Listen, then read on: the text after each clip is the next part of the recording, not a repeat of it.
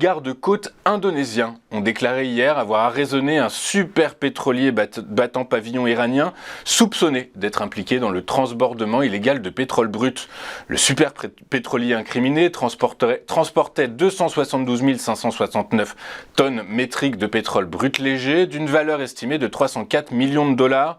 Il avait été repéré vendredi près de la mer de Natuna en Indonésie alors qu'il effectuait un transfert de pétrole de navire à navire avec un pétrolier battant pavillon camerounais sans pour autant avoir reçu d'autorisation pour cela. L'Iran, tout comme la Russie et le Venezuela, tentent de contourner les sanctions internationales en transférant notamment leur cargaison dans le détroit de Singapour. Je vous rappelle à ce sujet que depuis le début de l'invasion en Ukraine, l'Iran et la Russie sont de plus en plus proches au point d'avoir signé un accord le 17 mai dernier pour ouvrir une route commerciale nord-sud contournant les voies maritimes traditionnelles et les sanctions internationales. En France, au second trimestre, la production des crédits immobiliers s'est effondrée de 40,8% par rapport à la même période de 2022.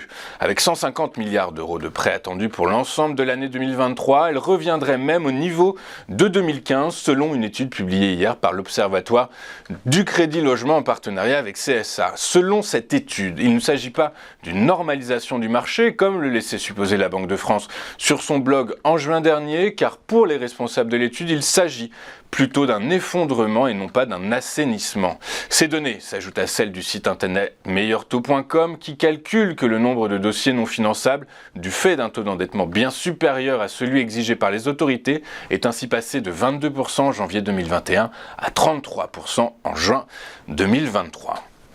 Selon le dernier rapport de l'OCDE publié hier, l'emploi s'est totalement remis de la crise du Covid-19 et le taux de chômage a atteint son plus bas niveau depuis le début des années 70. L'institution note par ailleurs que l'évolution des salaires nominaux n'a pas rattrapé celle de l'inflation, ce qui mécaniquement a conduit à une baisse des salaires réels dans la quasi-totalité des pays de l'OCDE.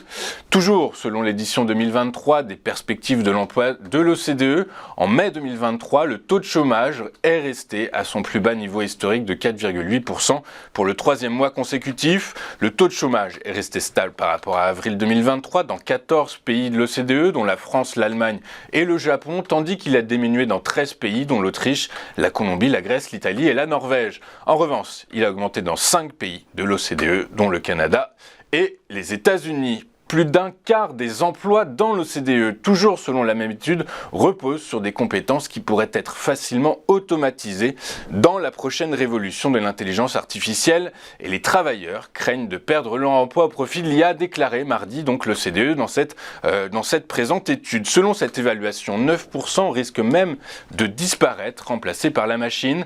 Les jobs automatisables concernent cette fois des jobs intellectuels supérieurs du tertiaire, contrairement aux précédentes révolutions industrielles qui ont causé des destructions d'emplois ouvriers, précise Stefano Scarpetta, directeur de recherche à l'OCDE. En France, le nombre de défaillances d'entreprises au deuxième trimestre a augmenté de 35% sur un an selon une étude du cabinet spécialisé Altares publiée hier. Si le bâtiment se maintient encore sous les seuils d'avant Covid, d'autres activités sont à l'inverse très durement impactées, en particulier celles en lien direct avec les consommateurs, c'est-à-dire l'habillement, les soins, la coiffure, toujours selon cette étude.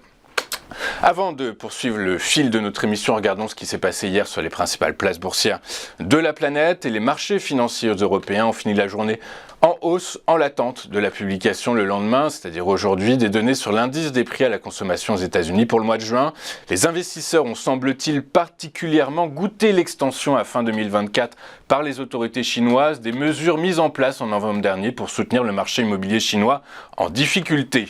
À Paris, le CAC 40 a pris 1,07% à 7220 points, le FTSE a gagné 0,12% à 7282 points et le DAX est apprécié de 0,75% à 15 790 points. À New York, les marchés actions ont fini la journée en hausse alors que les investisseurs ont les yeux rivés vers le CPI américain qui sera publié aujourd'hui à 14h30 et ainsi que les premiers résultats d'entreprise que l'on attend pour vendredi prochain. Le Dow Jones a pris 0,93% à 34 261 points, le S&P 500 a avancé de 0,67% à 4 439 points et le Nasdaq Composite a gagné lui 0,55% à 13 760 points. En en Asie ce matin. La bourse de Tokyo a fini en baisse sur fond de hausse du yen. Le Nikkei a cédé 0,81% à 31 943%.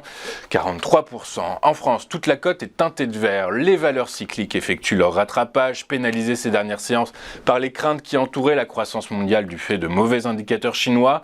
Ainsi, parmi les principaux mouvements à la hausse, nous retiendrons celui des biens de consommation qui ont pris 1,59%, l'énergie a gagné 1,4%, les financières se sont appréciées de 1,19% et les industries de 1,01%. Dans le détail, SES Imagotag a fini en tête du SBF 120 hier à la faveur d'un gain de 7,99 à 129,80 €, et ce, malgré les nouvelles accusations portées par le fonds activiste Gotham Research. Après les accusations de manipulation comptable, cette fois-ci les attaques portent sur des questions de gouvernance. Inutile de vous préciser que ces attaques ne semblent pas avoir convaincu les investisseurs. À l'inverse, Orpea est bon dernier suite à son repli de 2,13% à 1,90 €. Cette baisse est certainement imputable au risque de dilution majeure suite à la mise en place du plan de sauvegarde accéléré. Sur le Forex, la probabilité d'une fin prochaine du cycle de hausse de taux aux États-Unis pèse très légèrement sur le dollar qui a abandonné face à l'euro à l'heure de la clôture à Paris 0,01%. Les rendements obligataires de la zone euro sont de nouveau mis face à la divergence de politique monétaire de la Fed et de la BCE. Résultat, les investisseurs réclament des primes de risque plus élevées côté zone euro. Résultat, le Bund à 10 ans a pris un point de base à 2,6375 alors que les rendements des trésoreries à 10 ans a reculé lui de 4 points de base, passant ainsi sous les 4% atteints la veille à 3,964%. Les cours du pétrole ont pris de l'épaisseur hier, boostés par les coupes de production saoudienne et russe ainsi que par les prévisions de l'Agence américaine d'information sur l'énergie qui voit la demande surpasser l'offre dans les mois à venir. Notons sur le marché du pétrole que la semaine dernière, les cours de WTI sont passés en position de backwardation, c'est-à-dire que le prix pour livraison rapproché est plus élevé que celui demandé pour des échéances lointaines. Cette configuration met fin à plusieurs semaines de contango, c'est-à-dire au phénomène inverse avec de l'or noir moins cher pour livraison immédiate que pour des échéances plus éloignées. Selon les experts du secteur, le marché s'attend aussi à ce que le rapport hebdomadaire de l'EIA publié aujourd'hui fasse ressortir une nouvelle réduction des stocks de brut et d'essence aux États-Unis, ce qui contribuerait à raffermir les prix. Encore plus, le baril de Brent de la mer du Nord pour livraison septembre a gagné 2,2% à 79,40 $. Son équivalent américain, le baril de WTI pour livraison août, prenait lui 2,52% à 74,83 $.